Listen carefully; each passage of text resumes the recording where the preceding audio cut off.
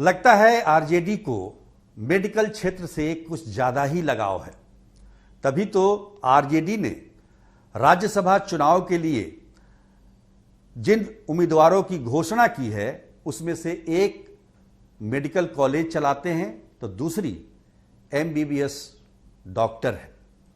नमस्कार, बिहार तक में आपका स्वागत है।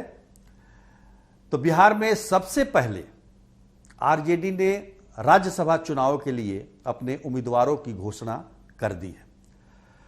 आरजेडी अध्यक्ष लालू प्रसाद यादव की बेटी मीसा भारती तो पहले से ही इस सूची में शुमार थी, यानी कि उनका राज्यसभा का टिकट बिल्कुल तय था।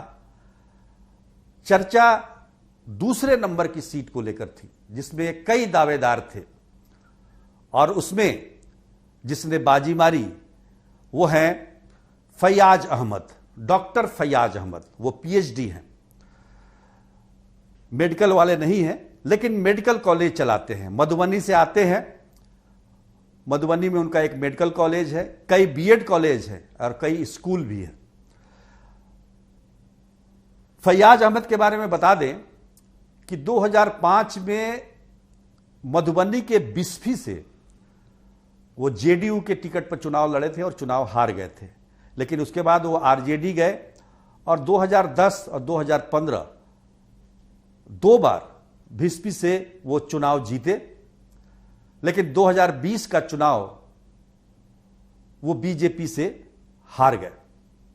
तो ये है फैयाज अहमद का जो लेखा जोखा। लेकिन हम बात कर रहे थे मेडिकल क्षेत्र से आरजेडी के लगाव का।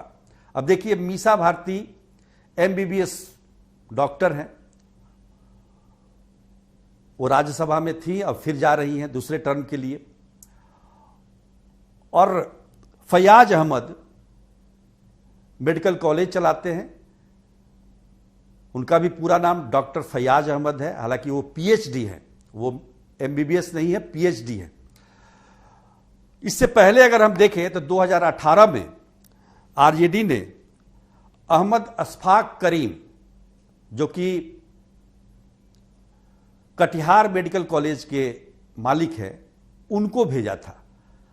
अब देखिए, राज्यसभा में जो तस्वीर बन रही है आरजेडी की, उसमें दो मेडिकल कॉलेज चलाने वाले और एक खुद एमबीबीएस डॉक्टर।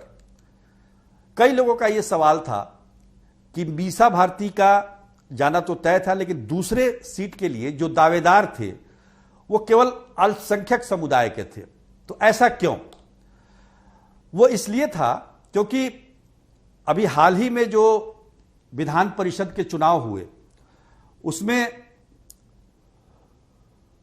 टिकटों का जो बंटवारा हुआ था, 24 सीटों पर चुनाव हुए थे, उसमें सिर्फ 2 टिकट अल्पसंख्यक समुदाय को दिए गए, जिससे काफी एक तरह से नाराजगी थी आरजेडी से। अब देखिए, आरजेडी का जो कोर वोट बैंक है वो एमवाई है, मुस्लिम यादव, और मुस्लिम को नाराज नहीं करना था, इसलिए तमाम दावेदार जो थे, अधिकतर दावेदार वो अल्पसंख्यक समुदाय के थे, जिसमें फैयाज अहमद ने बाजी मार ली।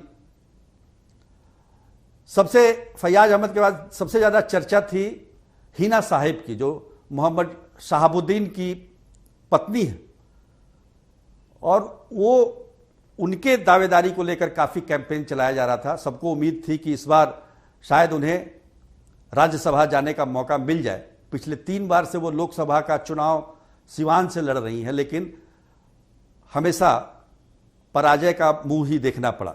लेकिन इस बार जोर ये लगाया गया था कि राज्यसभा से कम वो जाएं, लेकिन ऐसा हुआ नहीं। कुल मिलाकर देखें तो जो ये उम्मीदवारों का चयन हुआ है, ये पूरी तरह से इसमें लालू प्रसाद यादव की छाप दिखाई देती है।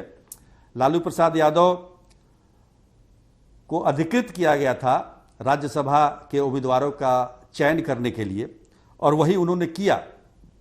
तेजस्वी यादव पार्टी को A to Z बनाना चाहते थे, केवल मुस्लिम और यादव की पार्टी नहीं बनाना चाहते हैं, लेकिन अंततः उन्हें उसी मुकाम पर फिर लौटना पड़ा। विधान परिषद के चुनाव में आपने देखा होगा कि काफ़ी खुले तौर से टिकटों का बंटवारा किया था तेजस्वी यादव ने, और सफलता भी मिली थी। तो कुल मिलाकर राज्यसभा चुनाव के लिए आरजेडी के उम्मीदवार तय हो गए हैं। अब देखना दिलचस्प यह है कि जेडीयू का क्या निर्णय होता है। आरसीपी सिंह एक बार फिर राज्यसभा जाते हैं या नहीं, और बीजेपी जो अभी पत्ते नहीं खोल रही है वो कब तक अपने पत्ते खोलेगी। आज के लिए बस इतना ही, तब तक के लिए नमस्कार।